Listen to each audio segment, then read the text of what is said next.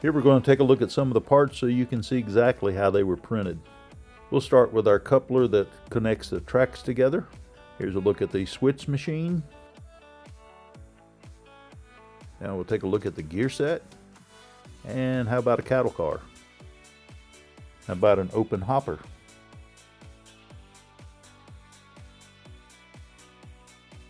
And here's a look at a boxcar with sliding doors.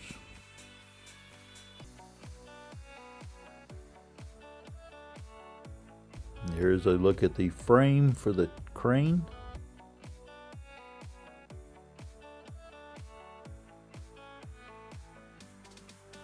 And we're going to look at the lenses. These are the light lenses as well as the cab windows, both the front windshield, and there you can see a better look at the side windows. So here's a look at the engine. I did print it in color. I did not want to put any paint on my train set, so therefore the engine was printed in color. It does take a little longer to do that, and you can do the color scheme that I've done here without having a color printer. I hope you've enjoyed this look at my 3D printed railroad and how some of the parts were created.